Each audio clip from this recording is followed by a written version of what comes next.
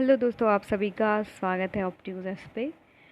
आज हम लोग 15th फाइनेंस कमीशन यानी 15वां जो वित्त आयोग है उसके रिकमेंडेशन के बारे में कुछ तथ्य को जानेंगे, जो कि आपके यूपी पीजीटी इकोनॉमिक्स के सिलेबस में दिया है और आपके 15th फाइनेंस कमीशन और 14th फाइनेंस कमीशन से बहुत सारे क्वेश्चंस आ सकते हैं। तो आज हम 15th फाइनेंस कमीशन डिस्कस करेंगे हिंदी में। हाल ही में केंद्र सरकार ने वित्त वर्ष 2021-22 में आगामी 5 वर्षों की अवधि के लिए करों के वितरण में पूल में राज्यों की हिस्सेदारी 41% तक बनाए रखने से संबंधित 15वें जो वित्त आयोग है उसकी सिफारिश जो है स्वीकार कर ली है। तो अब कितना पूल रहेगा? 41%। पहले आपके 14th फाइनेंस कमीशन के अंतर्गत जो है रिकमेंडेशन किया गया था कि जो आपका हिस्सेदारी रहेगा वो कितना रहेगा? 42% रहेगा। उसको एक घटा दिया गया है। और जो फाइनेंस कमीशन है 15th फाइनेंस कमीशन, जो इसकी स्थापना हुई है आपकी, मतलब कब इसको अपॉइंट किया गया आपके फाइनेंस कमीशन को, तो नवंबर 2017 में, याद रखिएगा, नवंबर 2017 में। और कब से कब तक इसकी रिकमेंडेशन को माना जाएगा? 2021 से लेके आपका कब तक? 2026 तक।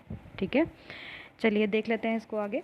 15वें वित्त आयोग की रिपोर्ट हाल ही में संसद में प्रस्तुत की गई और इसके अलावा सरकार के रक्षा और आंतरिक सुरक्षा की आधुनिकीकरण के लिए एक अलग नॉन लैस जो आपका फंड है, लैप्सेबल फंड के निर्माण के लिए मंजूरी दी गई।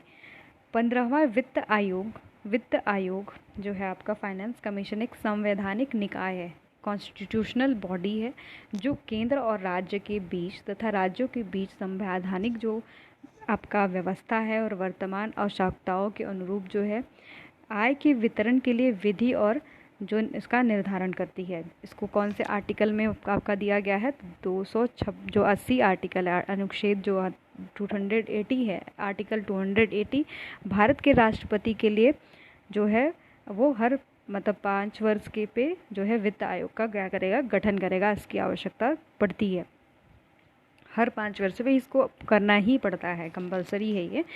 15वें वित्त आयोग का गठन जो है राष्ट्रपति के द्वारा नवंबर 2017 में किया गया और इस में और एन.के. सिंह की अध्यक्षता में किया गया था। ठीक है, कौन थे? एन.के. सिंह, ये नाम याद रखिएगा आप लोग नाम।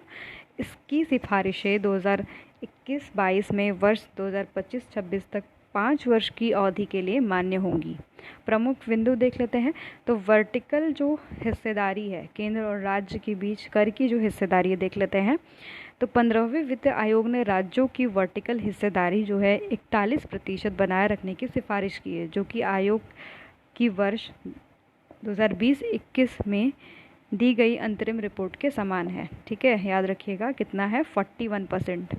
नेक्स्ट है आपका, यदि यह राशि वर्तमान वितरण पूल 42% के स्तर के समान ही है, जिसकी सिफारिश 14वें वित्त आयोग के द्वारा की गई थी।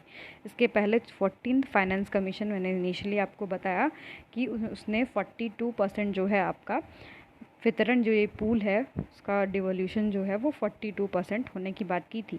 हालांकि इसमें जम्मू कश्मीर और राज्य की स्थिति के बदलाव के बाद बने एक केंद्र शासित प्रदेश लद्दाख और जम्मू कश्मीर की स्थिति के मद्देनज़र 1% का आवश्यक समायोजन भी किया जाएगा, यानी 1% जो है एक उसको भी एडजस्ट किया जाएगा। अब हॉरिजेंटल जो आपका हिस्सेदारी होता है, डिवोल्यूशन देख लेते हैं इसमें। तो राज्यों के बीच का कर का विभाजन, राज्यों के बीच का जो राजस्व का विभाजन के लिए आयोग ने 2 सूत्र प्रस्तुत किया है। इसके मुताबिक राजस्व की हिस्सेदारी का निर्धारण करने का समय जनसांख्यिकी प्रदर्शन, उसमें 12.5% लिया जाएगा और आय का अंतर को जो है 45% लिया जाएगा।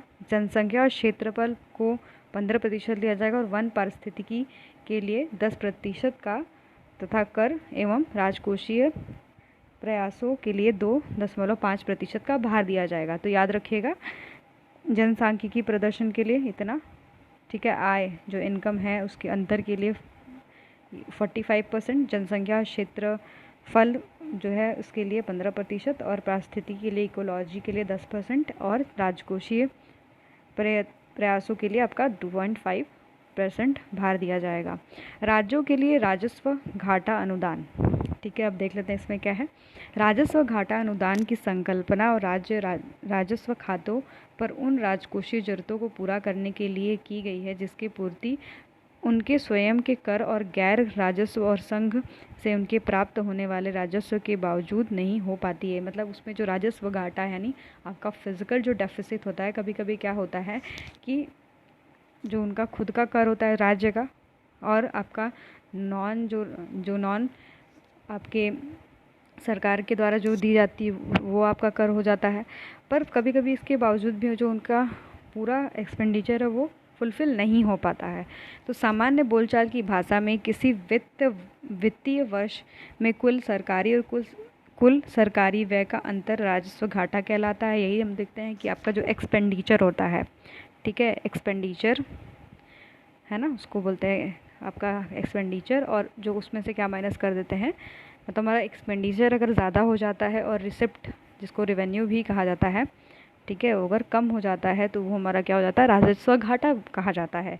आयोग ने वित्तीय वर्ष 2026 तक 5 वर्ष की अवधि के लिए 3 ट्रिलियन रुपए राजस्व घाटा अनुदान की सिफारिश की है। तो याद रखिए कितना की अनुदान की सिफारिश की है, तो 3 ट्रिलियन रुपए, ठीक है। राजस्व घाटे के अनुदान के लिए योग्य राज्यों की संख्या वित्तीय वर्ष 2022 के लिए 17 से घटकर 2026 तक 6 रह गई। अब कितना रह गए हैं, सिर्फ इसमें कितने राज्य अब आ गए हैं, 2022 के लिए तो 17 थे, 2026 तक के लिए कितने हो गए, अब 6 ही हो गए राज्य, ठीक है। इनको अब जो अनुदान है, ग्रांट्स है, वो दिए जाएंगे, ठीक है। याद रखिएगा 2022 में कितने लोगों को दिया जाएगा, तो कितने राज्यों को, 17, 2026 में ये 6 ही रह जाएंगे, ठीक है। राज्यों के लिए प्रदर्शन आधारित प्रोत्साहन एवं अनुदान, ठीक है। ये अनुदान मुख्यतः 4 विषयों की इर्द गिर्द घूमते हैं। पहला विषय जो है सामाजिक क्षेत्र है, दूसरा स्वास्थ्य शिक्षा पर ध्यान केंद्रित किया गया है, और दूसरा विषय ग्रामीण अर्थव्यवस्था एवं कृषि, ग्रामीण सड़कों को रखरखाव ध्यान जो है केंद्रित किया गया है। ग्रामीण अर्थव्यवस्था देश के विकास में महत्वपूर्ण भूमिका निभाती है। इसमें देश की 2/3 आबादी, याद रखिएगा इस जो रिपोर्ट में कहा गया है वो इम्पोर्टेंट है, 2/3 जो आबादी है, कुल कार्यबल 70% और राष्ट्रीय आय का जो कितना प्रतिशत है आपका, 46% हिस्सा शामिल है।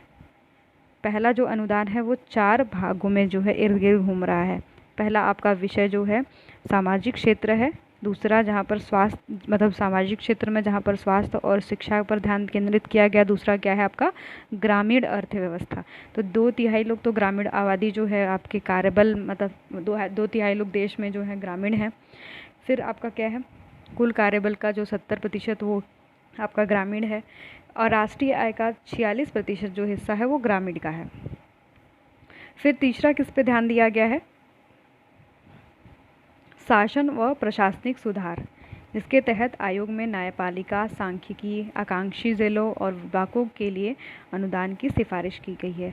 इसमें श्रेणी में जो है बिजली क्षेत्र के आयोग द्वारा विकसित और प्रदर्शित जो है आधारित प्रोत्साहन प्रणाली शामिल है, जो अनुदान से संबंधित नहीं है बल्कि उन राज्यों के अतिरिक्त उधार प्राप्त करने के लिए महत्वपूर्ण विंडो प्रदान करती है। तो कितने विषय हैं, अभी 4 जो है विषय हैं राज्यों के प्रदर्शन आधारित जो प्रोत्साहन अनुदान है, ठीक है, एड जो दिया जाएगा आपके राज्यों को। तो कौन कौन से क्षेत्र, सामाजिक क्षेत्र, ग्रामीण और आपका प्रशासनिक, शासन प्रशासनिक और बिजली के क्षेत्र के लिए, ठीक है। राजस्व में केंद्र की हिस्सेदारी, अब राजस्व में जो आपका पूरा केंद्र का हिस्सेदारी है तो देख लेते हैं कितना है। 15वें वित्त आयोग द्वारा राज्यों को किया गया कुल हस्तांतरण कर वितरण अनुदान केंद्र सरकार के अनुमानित सकल राजस्व प्राप्तियों के लगभग 34% है। इसमें केंद्र सरकार के पास अपनी आवश्यकताओं और राष्ट्रीय विकास और प्राथमिकताओं के दायित्व पर पूरा करने वाला प्राप्त राजस्व बचता है। तो याद रखिएगा राजस्व में जो आपका पूरा आएगा रेवेन्यूज में 34% जो है वो किसके पास अब रहेगा, आपके केंद्र के पास रहेगा। स्थानीय सरकारों को अनुदान, आयोग ने अपनी सिफारिश में नगर पालिका और स्थानीय सरकारी निकायों के लिए अनुदान के साथ साथ नए सरकारों और इंक्यूबेशन हेतु प्रदर्शन आधारित अनुदान और स्थानीय सरकारों के लिए स्वास्थ्य अनुदान को भी शामिल किया है। तो इसमें जो है आपके स्थानीय नगर पालिका जो है आपकी सरकारी निकाय हैं उनके लिए इंक्यूबेशन, साथ साथ उसके लिए स्वास्थ्य अनुदान भी दिया गया है।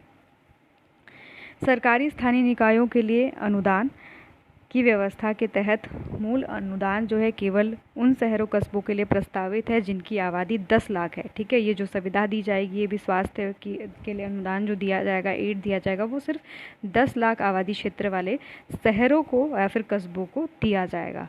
10 लाख से अधिक जो शहर हैं उनको 100% जो है अनुदान जो है million plus cities challenge fund, ठीक है, याद रखिएगा, million plus cities challenge fund किस में बात किया गया, 15th फाइनेंस कमीशन के अंतर्गत बात किया गया है, माध्यम से प्रदर्शन के आधार पर दिया जाएगा।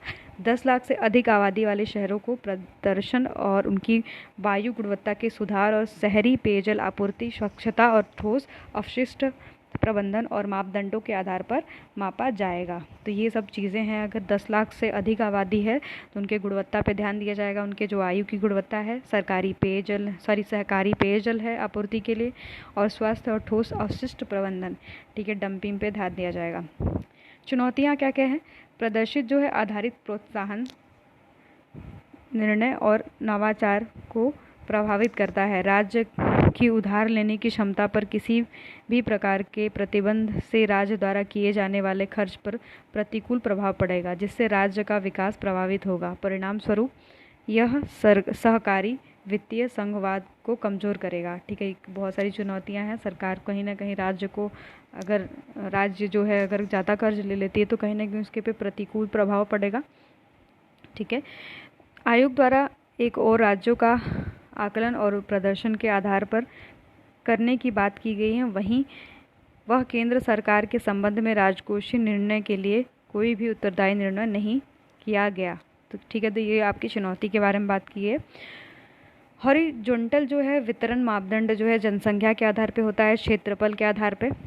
ठीक है, तो जनसंख्या के आधार पे क्या है, किसी राज्य की जनसंख्या उस राज्य सरकार के अपने नगर पालिका को बेहतर सेवाएं उपलब्ध कराने हेतु अधिक अव्यय करने की आवश्यकता को दर्शाती है।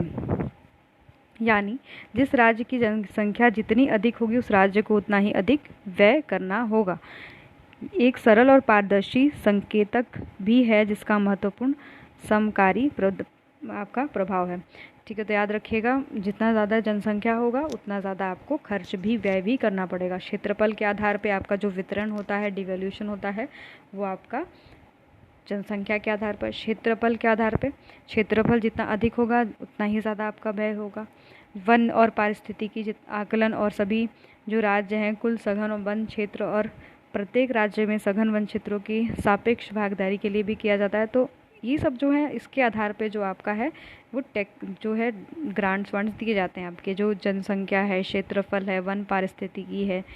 ठीक है, आय अंतर, ठीक है, आय अंतर अधिकतम सकल घरेलू उत्पाद यानी जीएसडीपी और राज्य तथा किसी अन्य राज्य के सकल घरेलू उत्पाद यानी जीएसडीपी अंतर पर प्रतिनिधित्व करता है। ठीक है, आय अंतर पे भी आपके दिया जाता है। जनसांख्यिकी प्रदर्शन जनसंख्या के नियंत्रित करने के लिए राज्यों को प्रयासों को पुरस्कृत करता है। मापदंड की गणना वर्ष 1971 की जनसंख्या के आंकड़ों के अनुसार प्रत्येक राज्य में कुल प्रजनन अनुपात जो TFR है आपका, वो आधार पर की गई है, और वर्ष 1971 में गणना के बजाय 2011 की जनगणना के आंकड़ों का उपयोग हस्तांतरण के भेदभाव को लेकर दक्षिण भारत राज्यों में आकांक्षाओं को समाप्त करने उद्देश्य से किया गया है। तो जनसंख्या प्रदर्शन के भी आधार पर दिया जाता है। ठीक है, तो ये आपका टोटल हमारा क्या रहा, मतलब आपका जो ये 15 फाइनेंस कमीशन का रिपोर्ट है। तो याद रखिएगा कितना इस पर डिवोल्यूशन कर दिया गया है, 41%। ठीक है, इसके पहले 42% NK सिंह की अध्यक्षता में ये बनाया गया है। कब से कब तक रहेगा पहले तो आप लोग याद करके रखिएगा, 2021 से लेकर 26 तक। ठीक है, कौन कौन से आधार पे ये जो टैक्सों का वितरण किया जाता है ग्रांट का। हॉरिजॉन्टल जो मापदंड है जनसंख्या, क्षेत्रफल, वन पारिस्थितिकी और आय वितरण, जनसांख्यिकी प्रदर्शन। ठीक है, इस पर आपका किया जाता है। अब नेक्स्ट ये कंपैरेटिवली एनालिसिस कर लेते हैं कि revenue sharing formulas in 14th and 15th finance commission. तो देख लेते हैं इसमें इनकम डिस्टेंस 50% रहा, ये 14th फाइनेंस कमीशन का है, ठीक है। इसमें आपका इनकम जो डिस्टेंस है वो 45% है। डेमोग्राफिक परफॉर्मेंस देखा जाए तो 12.5% दिया गया है। फॉरेस्ट एंड इकोलॉजी को जो वन पारिस्थितिकी था उसको 7.5 दिया गया था, पर यहाँ पर आपका 10% दिया गया। एरिया जो क्षेत्र है उसको 15%, यहाँ पर भी 15%। पॉपुलेशन को यहाँ पर 27% जो है वेट दिया गया है, और यहाँ पर पॉपुलेशन को 15%। तो ये आपका मतलब कंपैरेटिव एनालिसिस है, जो आपका रिवेन्यू किस तरीके से शेयर किया जाएगा किसी स्टेट के साथ केंद्र का, तो ये है। तो पहला क्या क्या बस आधार था याद रखिएगा, इनकम डिस्टेंस 14 फाइनेंस कमीशन में, आपका forest and ecology, area and population. जबकि आपका 15th में आपका क्या क्या ऐड हो गया, demographic performance, income distance, forest and ecology, area and population. और याद रखिएगा एक चीज़ और, कि जो आपके केंद्र सरकार के पास जो बचता है टोटल कर अब, तो कितना बच गया था, 36%। हमने अभी देखा था थोड़ी देर बाद जब हम लोग स्टार्टिंग में पढ़ रहे थे इसको, तो हमने देखा था अच्छा 34% है ना, इतना बच गया था, ठीक है। जो आपका सकल राजस्व जो है प्राप्तियां हैं वो कितना है, राजस्व में केंद्र की जो हिस्सेदारी है वो 34% आपका रह गया था। तो जो ज़्यादातर जो एड दिया जाता है 2022 में आपका कितना 17 राज्यों को जो है हेल्प किया जाएगा ना, एड दिया जाएगा। जबकि आपके 2026 के आसपास कितने राज्यों को दिया जाएगा, 6 राज्यों को, हमने अभी इसके पहले देखा था। तो ये सब जो डाटा हैं वो ज़्यादा महत्वपूर्ण हैं, ठीक है। यहाँ पर देखिए दिया था 2022 में 17 राज्य, 2026 में 6, ठीक है। जो राजस्व घाटे के अनुदान के लिए योग्य राज्य हैं, जिनके पास ज़्यादा डेफिसिट है, रेवेन्यू डेफिसिट है किसी भी राज्य के पास, तो 17 राज्य आपके 2022 तक है, 2026 में 6 ही राज्य को दिया जाएगा, ठीक है। ये हमारा रिकमेंडेशन है आपके 15th फाइनेंस कमीशन का। अगर आपको ये वीडियो पसंद आया हो तो आप लोग प्लीज़ कमेंट सेक्शन में बताइएगा, और इसके बाद हम लोग डिस्कस करेंगे 14th फाइनेंस कमीशन। धन्यवाद।